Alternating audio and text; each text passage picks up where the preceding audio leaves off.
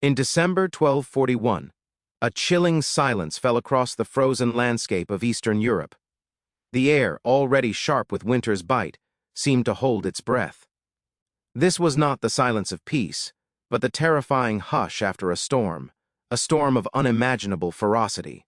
For 5 brutal years, from 1236 to 1241, the Mongol Empire, under the leadership of Batu Khan, grandson of Genghis Khan, had unleashed an apocalyptic campaign known as the Mongol invasion of Europe. Their vast armies, composed of skilled horse archers and disciplined warriors, had swept across the Rus' principalities, laying waste to cities like Ryazan, Vladimir, and Kiev. They crushed the Polish and Teutonic Knights at Legnica on April 9, 1241, and just 2 days later obliterated a combined Hungarian, Croatian, and Templar force at the Battle of Mohi. Europe, paralyzed by fear and internal divisions, seemed on the brink of total collapse. The Mongol horde, an unstoppable force, was poised to strike deeper into the continent, perhaps even to the Atlantic. Yet within months, their terrifying advance halted. By January 1242, the main Mongol force began its withdrawal, retreating eastward across the Carpathian Mountains. This sudden, unexpected retreat, often attributed solely to the death of Great Khan Ogadei, conceals a far more intricate and devastating truth. It wasn't just a political succession that turned the tide. A series of brutal miscalculations, culminating in a natural disaster on the vast, icy plains, played a far more decisive and fatal role in bringing the great Mongol westward expansion to a grinding halt.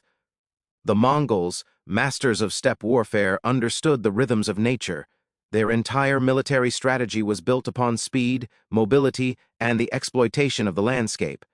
They preferred winter campaigns, using frozen rivers as highways and the barren terrain to deny supplies to their enemies. However, their extraordinary success in the flat plains of Russia and Hungary masked a fundamental vulnerability when confronted with different geographies and the unpredictable forces of nature. Their campaign in Europe began with meticulous planning. Ogadei Khan dispatched Batu and the veteran general Subutai with a massive host, perhaps 150,000 men, in 1236. Their objective, the subjugation of Europe, a mission fueled by Genghis Khan's dying command to conquer the lands of the setting sun. The Rus' principalities, fragmented and unable to unite, fell one by one. The sacking of Ryazan in December 1237, after a 6-day siege, set a chilling precedent. Vladimir followed in February 1238.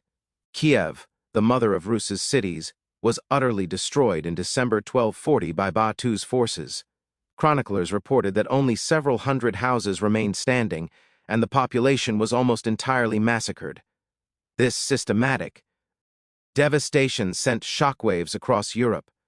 After consolidating their control over the Rus, the Mongols turned their attention to the Kingdom of Hungary, ruled by King Bela IV. Hungary was strategically vital, a gateway to Central and Western Europe. Subutai, the brilliant strategist, devised a 3-pronged attack. One force under Baidar and Kadan feigned an attack on Poland, drawing northern European forces, then wheeled south to link up with the main army. Another force, under Gyuk and Kadan, struck through Transylvania. The main army under Batu and Subutai aimed directly for the heart of Hungary. The deception worked masterfully.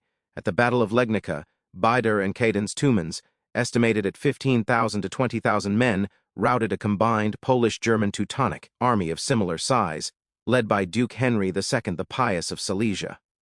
The Mongol tactics, including feigned retreats and encirclement, were devastatingly effective. King Henry II was captured and beheaded. His head was then reportedly mounted on a spear and paraded before the city of Legnica. This catastrophic defeat eliminated a significant portion of northern European forces that might have aided Hungary. Simultaneously, Batu and Subutai launched their main assault on Hungary, crossing the Carpathians in March 1241. King Bela IV had managed to amass a considerable force, estimated at 60,000 to 80,000 men, augmented by Templar Knights and other European contingents. He positioned his army on the banks of the Sajo River, near Mohi, believing the river provided a strong defensive barrier. However, Subutai, utilizing his exceptional tactical acumen, identified a weakness. On the night of April 10 to 11, 1241, while a small Mongol force under Batu engaged the Hungarian vanguard at the bridge, Subutai led the bulk of the army across the river under the cover of darkness, using a makeshift bridge of boats. The Hungarians, caught completely by surprise, were encircled. The subsequent Battle of Mohi was a massacre. The Mongols unleashed a barrage of arrows, followed by a relentless cavalry charge. King Bela barely escaped with his life, fleeing to the Adriatic coast. The Hungarian army was virtually annihilated, losing an estimated 60,000 to 70,000 men, including many nobles and high-ranking clergy. This double victory at Legnica and Mohi shattered Europe's military might and morale. Following Mohi, the Mongols rampaged across Hungary for the remainder of 1241. They sacked Pest, the Hungarian capital, and pursued King Bela IV relentlessly. Many Hungarian cities and towns were burned, and the population decimated. Contemporary accounts paint a grim picture of widespread famine and disease after the Mongol retreat. The devastation was so profound that it profoundly altered Hungary's demographic and political landscape for centuries. Historians estimate that between 20% and 50% of Hungary's population of 2 million perished during the invasion. The Mongols also advanced into Croatia, wintering in Dalm, Atia. They were poised to push into Austria, Germany, and potentially Italy. Western Europe held its breath, expecting the final crushing blow. Yet it never came. The official explanation for the Mongol retreat has long centered on the death of Ogedei Khan. Ogedei, the Great Khan, died in Mongolia on December 11, 1241. Mongol tradition dictated that all senior princes, including Batu, must return to Mongolia for the Kurultai, the Grand Council, to elect a new Great Khan. This explanation, while true in part, simplifies a far more complex reality. Batu and his generals did indeed receive news of Ogedei's death around January 1242, prompting their withdrawal. However, the timing and circumstances suggest that other critical factors were already at play, making the Great Khan's death a convenient justification for a retreat that was becoming increasingly necessary. The Mongol army in Europe faced significant logistical challenges. They were operating at the extreme western edge of their vast empire, thousands of miles from their supply bases in Central Asia. While Mongol armies were renowned for their self-sufficiency, largely living off the land, the scorched earth tactics they employed in Hungary and other regions meant that eventually there was little left to pillage and sustain their massive force, including their tens of thousands of horses. The European terrain, particularly the forested and mountainous regions, was also less hospitable to their cavalry-centric warfare compared to the open steppes. Furthermore, continuous warfare had taken its toll. Although they consistently won battles, even Mongol victories came with casualties. The attrition rates, especially over 5 years of relentless campaigning, were substantial. However, the most catastrophic miscalculation by the Mongols and the true river trap lay in their overestimation of Europe's weather patterns, particularly the severity of the 1241 to 1242 winter. The Mongols preferred winter campaigns because frozen rivers and swamps provided easy routes for their cavalry. They had successfully exploited this in the Rus's principalities. But the winter of 1241 to 1242 was unusually harsh and protracted across Central and Eastern Europe. After the Battle of Mohi, Batu's forces continued their pursuit of Bela IV, pushing south into Croatia, Bosnia, and Serbia. They reached the Adriatic Sea in early 1242, specifically the region of Dalmatia. It was here, in the coastal regions and along the major rivers of the Balkans, that they encountered their most formidable and ultimately decisive enemy, the weather. The Mongols, anticipating a quick southward thrust and return, found themselves bogged down by exceptionally heavy snowfall and freezing temperatures. The Dniester, Prut, Sereth, and Danube rivers, which they had previously used as highways, instead became treacherous obstacles. While initially frozen, the prolonged and severe winter meant that these rivers not only froze deeper but critically, experienced unprecedented flooding as the spring thaw began. The chronicler Thomas of Split, writing in his history of the archbishops of Salona and Split, meticulously documented the Mongol presence in Dalmatia in early 1242. He describes the Mongols struggling with the terrain, the lack of fodder for their horses, and the resistance from fortified cities along the coast. He notes their presence in regions like Klis and Spalato, frustrated by the strong fortifications. The true disaster struck during their retreat. As the Mongols began their eastward movement in January 1242, preparing to cross the Carpathian Mountains and return to the Pontic steppe, they encountered the full fury of the spring thaws. The major rivers, swollen by melting snow and ice, had transformed into raging torrents. The plains of the Danube basin and the Carpathian foothills, which had been frozen roots just weeks earlier, became impassable swamps and vast shallow lakes.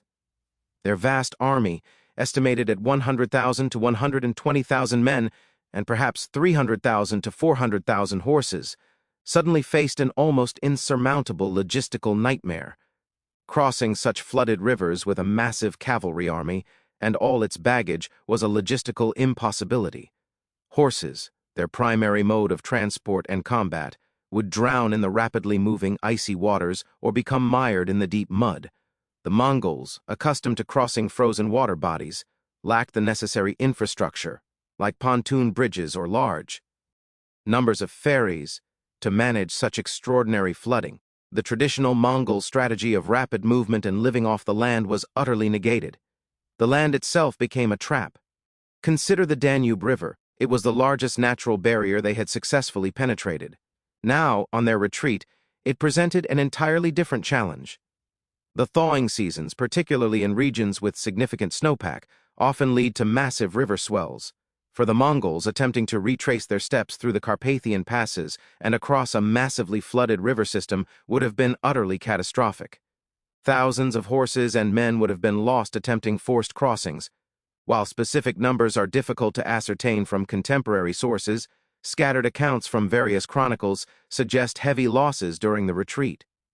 For example, some historians argue that the Mongols, facing the impassable Danube north of the Carpathians, were forced to swing south through the Vlach lands, modern Romania, battling treacherous mountain passes and hostile local populations, further depleting their forces and resources. Moreover, the extreme conditions would have led to widespread disease among both men and horses. Dysentery, hypothermia, and starvation would have ravaged their ranks. The Mongol army's greatest strength, its mobility, was rendered useless. Their horses, essential for warfare and daily life, would have suffered greatly from lack of fodder in the waterlogged lands and the exhaustion of navigating treacherous terrain.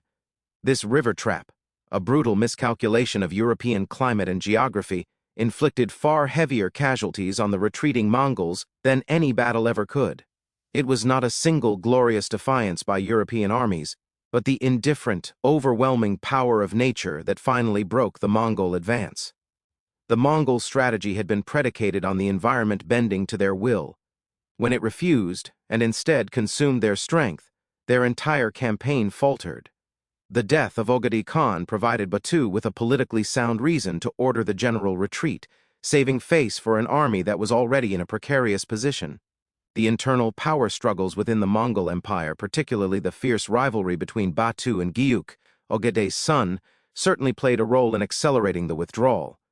Batu, fearful that Gyuk, who had been recalled earlier from Europe due to a personal dispute with Batu, would seize the succession, had compelling reasons to return to the heart of the empire to protect his own interests. He also needed to prevent his rivals from gaining too much power during the interregnum. However, it is unlikely that even the death of a great Khan would have prompted such a swift and total withdrawal if the army had been in a strong, sustainable position. The logistical nightmare and significant losses inflicted by the environment had gravely weakened the Mongol force, making their continued presence in Europe untenable regardless of political events back home. After their retreat from Europe, the Mongols never launched another large-scale invasion of Western Europe. While they continued to raid and exert influence over the Rus's principalities for centuries, establishing the Golden Horde, their westward expansion was permanently halted. The memory of the Great Fear of 1241 lingered in Europe for generations, shaping political and military thought. The invasion highlighted Europe's disunity, but also demonstrated its resilience, often under desperate circumstances. The impact of the Mongol invasion and their subsequent withdrawal cannot be overstated. Hungary lost a significant portion of its population and suffered immense material destruction. The The country took decades to recover. King Bela IV, despite his initial defeat, learned crucial lessons. He initiated a massive program of fortification building, constructing stone castles across the kingdom, recognizing that these fortifications were the most effective defense against the mobile Mongol cavalry. He also encouraged settlement and economic recovery, helping to rebuild his shattered kingdom. The Mongol invasion also implicitly contributed to the strengthening of centralized monarchies in Europe. While individual states failed to unite against the initial onslaught, the sheer scale of the threat encouraged rulers to consolidate power and improve military organization in the long term. Pope Innocent IV, recognizing the existential threat, attempted to organize a crusade against the Mongols in 1245 at the First Council of Lyon, but it ultimately amounted to little more than diplomatic missions like those of John of Plano Carpini and William of Rubruck, who provided invaluable intelligence about the Mongol Empire. In retrospect, the events of 1241 to 1242 serve as a powerful reminder that even the most formidable military machine can be undone not by conventional warfare, but by the relentless, unpredictable forces of nature. The Mongol horde, a force that had seemed invincible, met its match not in European knights or clever tactics, but in the swollen rivers and treacherous mud of a brutal European spring. Their brutal miscalculation about the environment sealed the fate of their grand design, leaving a lasting legacy of devastation and a stark historical lesson. The river trap silently swallowed their ambition, preventing the conquest of Europe and forever altering the course of world history. This wasn't a battle won by swords and arrows, but by nature's indifferent might, a silent, unseen adversary that proved more formidable than any European army. The Mongol Empire, at its zenith, had stretched from the Pacific to the Adriatic, but the rivers of Eastern Europe marked its westernmost and most tragic frontier. The sheer scale of the environmental devastation, exacerbated by the Mongols' reliance on highly mobile cavalry in a landscape turned hostile, truly distinguishes this retreat as a monumental historical event. The memory of this near catastrophe played an essential role in European cultural consciousness for centuries. Maps from the period often depicted the eastern frontiers with a sense of dread and mystery, populated by strange and terrifying peoples. The Mongol invasio NS also indirectly facilitated movements of people and knowledge, as refugees fled west and European emissaries traveled east, bringing back tales and observations from distant lands. Yet, the enduring image of the Mongol retreat, driven by a combination of political necessity and environmental calamity, remains a vital, often understated, chapter in the narrative of world powers meeting their limits. It stands as a testament to the fact that even empires cannot defy the laws of nature indefinitely. This precise confluence of a harsh winter, an overextended supply line, the unforeseen severity of a spring thaw, and the internal politics of the vast Mongol Empire created a perfect, inescapable trap. It was not merely a retreat, it was a desperate, destructive scramble for survival through a landscape transformed into an enemy itself. The rivers of Europe became the graveyard of thousands of Mongol horses and warriors, marking the end of the westward expansion of what had been, up to that point, the most fearsome military force the world had ever seen.